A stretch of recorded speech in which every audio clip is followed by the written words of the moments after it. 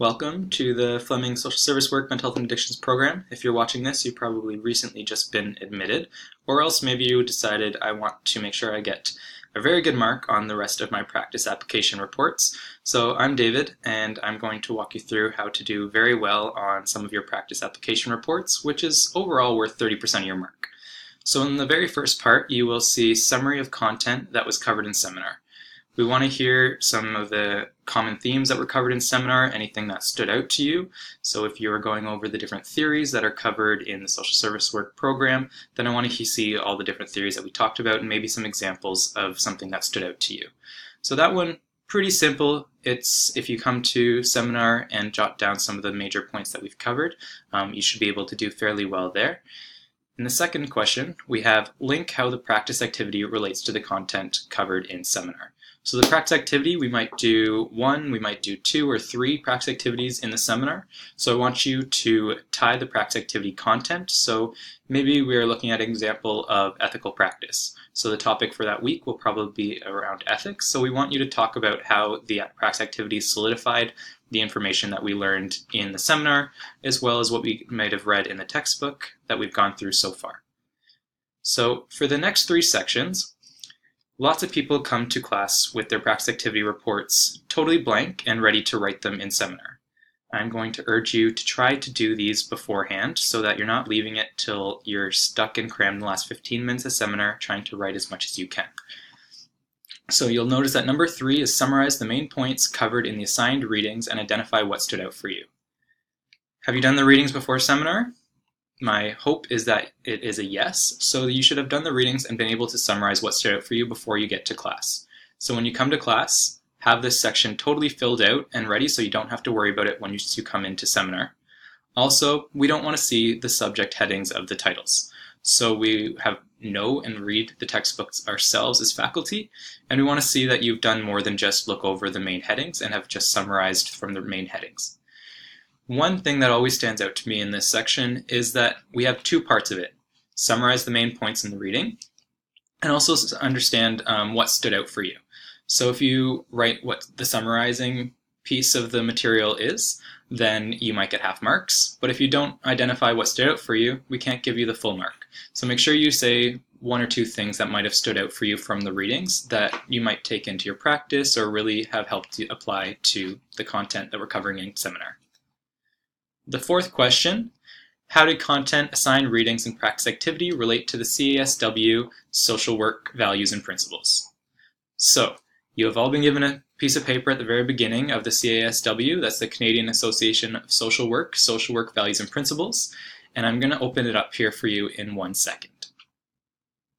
So if you're like me, sometimes you lose a piece of paper that you're given to in the first day of class.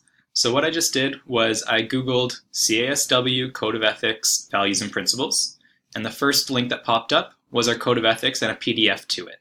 So I opened a PDF, and this is what we want you to get very familiar with by the end of the program. Specifically at the end of this course, I hope that you'll be able to know a variety of these different values and the principles that fall under the values by the end of the program and the course. So just have a look through there.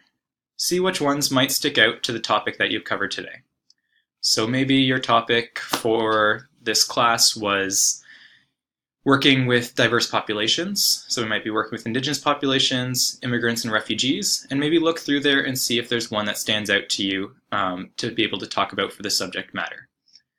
Given this, you've been able to understand the content of the seminar based off of the reading. So all of the seminar content is going to be based off of the reading and the lecture slides, which you have access to before the seminar.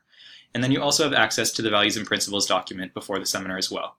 So question 4, you should be able to complete almost in full before you come to the seminar. So let's just switch back to our practice activity report. So we're back to our practice activity report and just finishing up question 4 and going to be moving on to question 5. So from question 4, I want us to take a concrete example of one of the values and principles that we just read over in the Canadian Association Social Work Values and Principles Guidelines. So when we do that, I want us to think respect and dignity for human worth, and then pick one of the principles that our content applies to specifically and write that out in section 4 and tell me why it applies to that value or principle.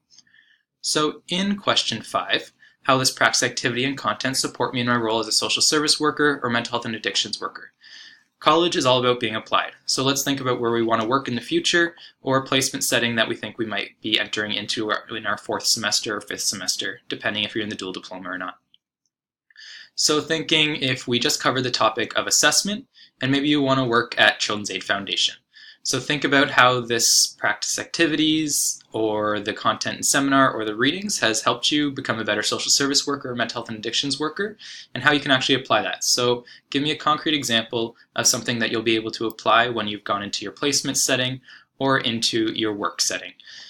And that pretty much sums it up for me. I just also want to point out we have a grading criteria. So per section, the content obviously refers to the summarizing of your content in seminar.